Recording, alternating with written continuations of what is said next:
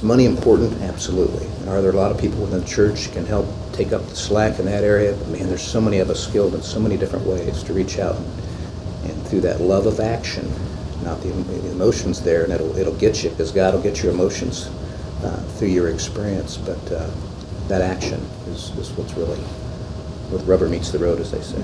It's much easier for me to find the path and to follow Christ as I'm leading others.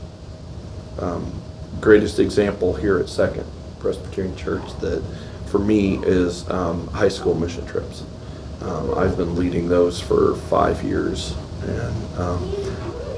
and just being by example is how to me, that's what being a disciple is all about. Along those lines, I think of it as sort of like a two-way street.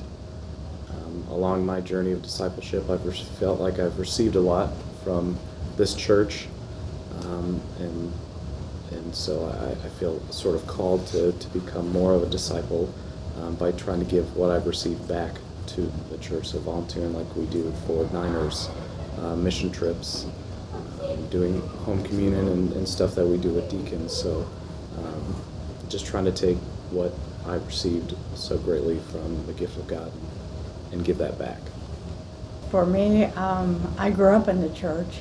I was baptized in the church when it was downtown, and my parents were very active in the church, and through them I always felt that I was following Christ in some way.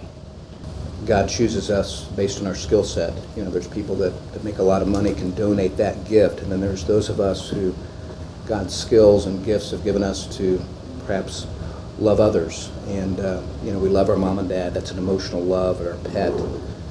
But the love of action to our fellow Christians and to go out and serve someone else. So if it's Scott serving the children, and he walks away from that service and he feels more blessed than actually his call to bless others with his gift.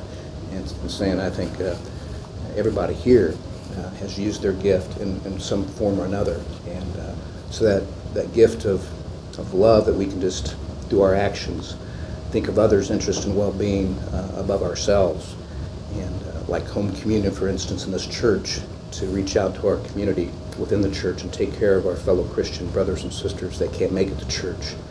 And you go out and you have the highest honor bestowed upon any human being, in my opinion, to take the elements of Christ, the blood and the bread, and share that with a fellow Christian. And you think you're there to bless someone, you walk away. There's nothing on the face of the earth that is more of a blessing than to receive God's grace, patting you on the back as you walk out of that nursing home saying, good job. And it's a great feeling to be a discipleship. I don't even think about it when an opportunity comes up to teach something or to lead something. It's not even a decision for me, and I'm convinced that's because, you know, that's what discipleship is. Any opportunity for me to give back